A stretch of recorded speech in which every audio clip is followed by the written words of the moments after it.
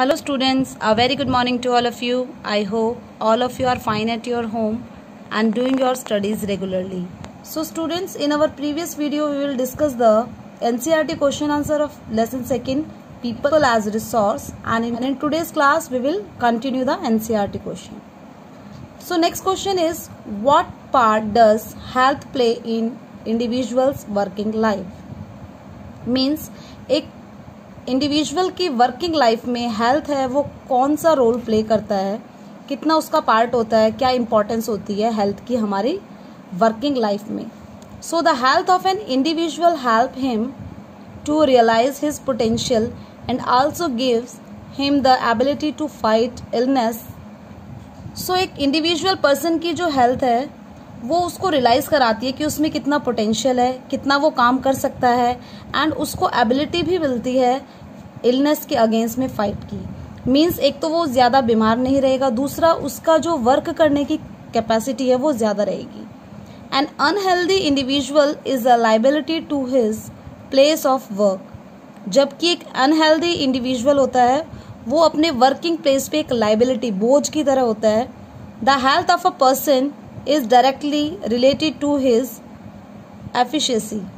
Means एक person की जो हेल्थ है वो डायरेक्टली रिलेट करती है कि उसमें कितनी एफिशिएंसी है, कितनी काम करने की उसमें क्षमता है, कितनी कैपेबिलिटी है, कितना वो वर्क कर सकता है. जितना ज़्यादा हेल्थ अच्छी होगी उतना ज़्यादा वो काम कर पाएगा as compare to an unhealthy individual. अगर हम कंपेयर करें हेल्दी एंड अनहेल्दी इंडिविजुअल्स को तो एक healthy person can work more efficiently and with greater productivity. एक हेल्दी पर्सन है वो अनहेल्दी इंडिविजुअल के कंपैरिजन में ज़्यादा एफिशिएंटली, बहुत अच्छे से काम कर पाएगा, और जो वो प्रोडक्टिविटी, जितना भी वो काम कर रहा है वो अनहेल्दी पर्सन से ज़्यादा काम कर पाएगा. So this is the part of health play in individuals working life. Next question is, what are the various activity undertaken in the primary sector, secondary sector and tertiary sector? I think all of you know about the primary sector, secondary and tertiary sector. Let's discuss. Primary sector comprises activities related to the extraction and production of natural resource. Primary sector में हम उन activities को include करते हैं जो कि natural resource के production और extractions दोनों से related है. जैसे एग्रीकल्चर में हम नेचुरल रिसोर्स है उनका प्रोडक्शन कर रहे हैं, जो क्रॉप्स हैं, वेजिटेबल्स हैं, फ्रूट्स हैं, ये नेचुरल रिसोर्सेज हैं, इनका हम प्रोडक्शन करते हैं. फॉरेस्ट्री, एनिमल हस्बेंड्री, इसमें नेचुरल रिसोर्स है उनका प्रोडक्शन हो रहा है. Fishing, poultry farming. जबकि माइनिंग एंड क्वेरिंग, जिसमें हम मिनरल्स हैं उनको एक्सट्रैक्ट करते हैं अर्थ से, this is also include in the primary sector. Okay, next is secondary sector. Secondary sector comprises activity related to the processing of natural resource. Secondary sector में हम natural resource हैं उनकी processing करके उनको एक finish good में convert करते हैं. Manufacturing is included in this sector. So secondary sector is also known as the manufacturing sector. हम secondary sector को manufacturing sector भी कहते हैं. जैसे आप कार की manufacturing कर रहे हैं या कोई भी product बन रहा है industries में, these are included in the secondary sector. And the third sector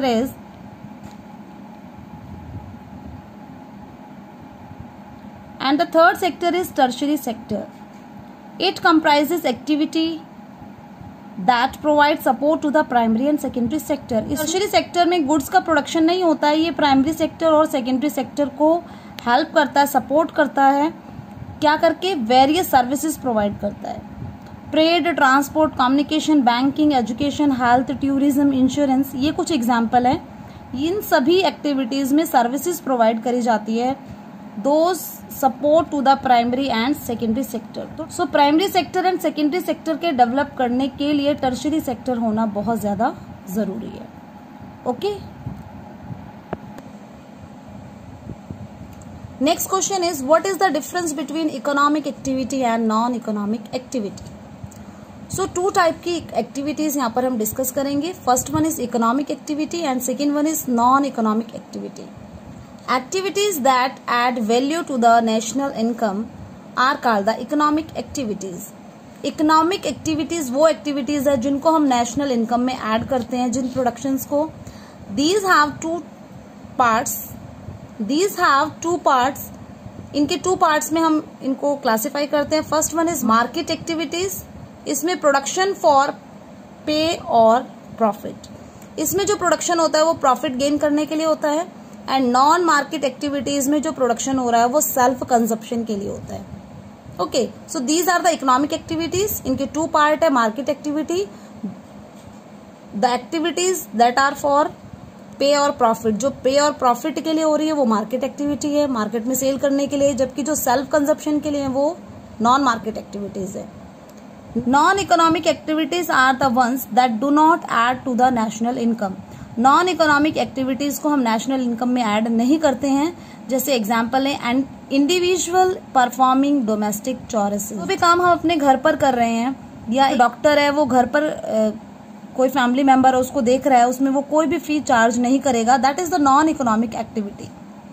Y are women employed in low paid work, जो वुमेन है उनकी सैलरी कम क्यों होती है, उनकी वेजेस कम क्यों होती है। देखिए, due to gender discrimination women are generally denied the education and the necessary skill to become worthy contributor to the national income. So first thing is that हमारी सोसाइटी में जेंडर डिस्क्रिमिनेशन की वजह से जो वुमेन है उनको अच्छी education नहीं दी जाती है, उनके पास में स्किल नहीं होती है। सो हमारे इंडियन सोसाइटी में देखा गया है कि जो एजुकेशन है और जो नेसेसरी स्किल्स हैं, जो कि एक अच्छा हाई पेड वर्क जॉब करने के लिए जो चाहिए जो स्किल्स, उसके लिए जो प्रायोरिटी है वो मेल चाइल्ड को दी जाती है। सो जो वुमेन होती हैं वो लो पेड वर्क करती हैं और नेशनल इनकम में ज़्यादा कंट्रीब्यूशन उनका नहीं होता है। As a result a majority of women have meagre education and low skill formation. Here the word is meagre, r is silent, इसका मतलब होता है low education, small low education मतलब बहुत कम एजुकेशन उनके पास में होती है और स्किल फॉर्मेशन भी उनकी ज़्यादा अच्छी नहीं होती है, इसलिए जो वर्क वो करती हैं वो लो पेड वर्क होते हैं। ओके, सो मेन रीज़न यही है कि एजुकेशन नहीं होती है, स्किल नहीं होती है, इसलिए उनके पास में अच्छी जॉब नहीं होती है। And next question is how will you explain the term unemployment. आप कैसे अनएम्प्लॉयमेंट है उसको एक्सप्लेन करेंगे। Means here we write about the unemployment का क्या मीनिंग है।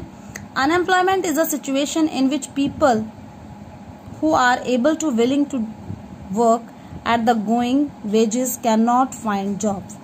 Means जितनी wages उनको मिल रही है उस पर वो काम करने के लिए एग्री है, लेकिन उनको कोई काम मिल ही नहीं रहा है। ओके, यानी कि अनएम्प्लॉयमेंट वो सिचुएशन है जब एक पर्सन है वो विलिंग है, काम करने के लिए वो सहमत है, बट उसको कोई भी काम नहीं मिल रहा है। An individual is term as unemployed. हमें किसी भी इंडिविजुअल को अनएम्प्लॉयड कब कहेंगे, जब इफ ही और she is a part of workforce of a country. Means workforce का मतलब होता है कितने लोग काम कर सकते हैं, उनमें तो वो इंक्लूड है। And is capable to willing to work, और वो काम करना भी चाहता है पेमेंट के साथ में, but is unable to do so, लेकिन वो ऐसा नहीं कर पा रहा है। ड्यू टू सम रीजन उसको जॉब नहीं मिल पा रही है, उस कंडीशन में हम कहेंगे कि वो पर्सन क्या है, अनएम्प्लॉयड। और हमने अनएम्प्लॉयमेंट है उसके टाइप्स भी पढ़े थे, seasonal, disguised and educated. Unemployment seasonal में पर्टिकुलर सीजन पर जॉब रहे और एक सीजन आने के बाद में जॉब ना रहे, सीजनल अनएम्प्लॉयमेंट। डिस्गाइज अनएम्प्लॉयमेंट, जब आप दिख तो रहे हैं, it seems to be employed, आप एम्प्लॉयड दिख रहे हैं बट एक्चुअली आपके पास में जॉब नहीं है। जैसे कि एग्रीकल्चर वर्क में, रूरल एरियाज में हम देखते हैं एग्रीकल्चर में सभी फैमिली मेंबर्स काम करते हैं, बट उनमें 4 मेंबर्स की 3 मेंबर्स की जरूरत है, लेकिन पूरी फैमिली काम कर रही है, वहां पर डिस्गाइज अनएम्प्लॉयमेंट होती है। And educated unemployment means, and educated unemployment है वो अर्बन एरिया में ज्यादा देखने को मिलती है, जब बहुत सारे आपके पास में डिग्रीज है, एजुकेशन है, बट आपको काम नहीं मिल रहा है। एजुकेशन आपके पास और डिग्रीज होने के बाद में भी जब उनको जॉब नहीं मिलती है, they are called the educated unemployed. Okay, so students, it's all about today's class. I hope all of you understand that. So revise this NCERT questions, okay, and be ready for the class test of this chapter. Okay, so do your revision work sincerely. Have a good day. Thank you.